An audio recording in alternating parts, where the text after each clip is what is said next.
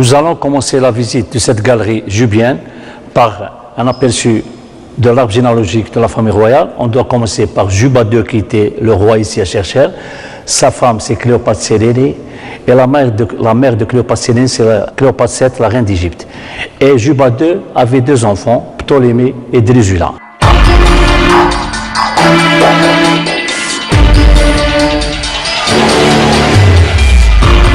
L'histoire de Juba II est assez mouvementée d'abord, et puisque à l'âge de 5 ans, il sera amené à Rome comme prisonnier de guerre, comme tribut de guerre, à la mort de son père Juba I, qui était roi de Annaba, actuel Annaba, pour les Juifs.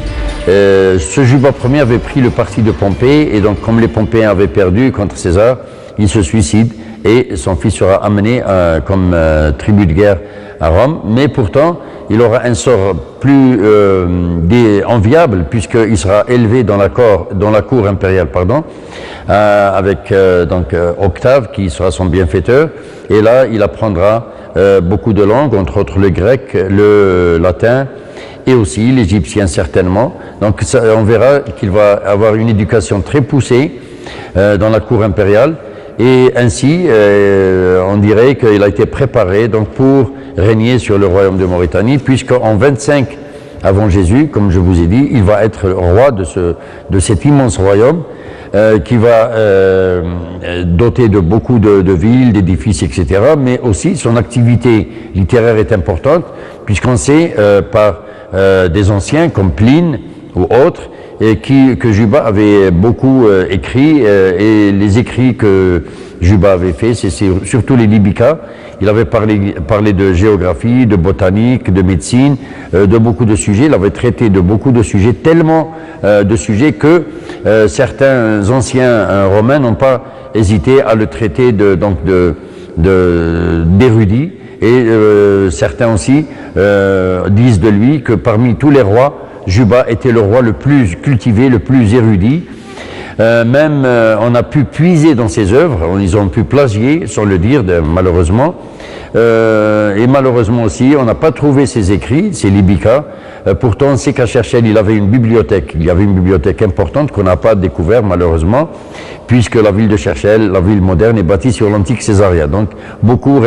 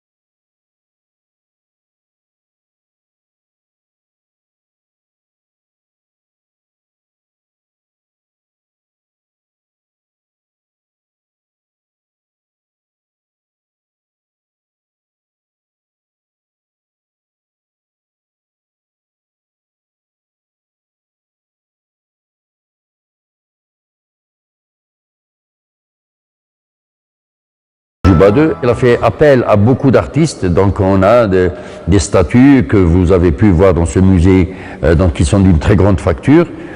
Certaines, c'est des copies des anciennes statues, d'autres sont des œuvres d'artistes locaux, mais il a fait appel à des artistes, à des mosaïstes, à des sculpteurs, à des poètes, à des acteurs aussi. C'est pour ça que Cherchel a aussi un théâtre très important et aussi l'amphithéâtre, le cirque. Donc tous les jeux qui se faisaient à Rome sont introduits par ce roi érudit, ce roi savant, et qui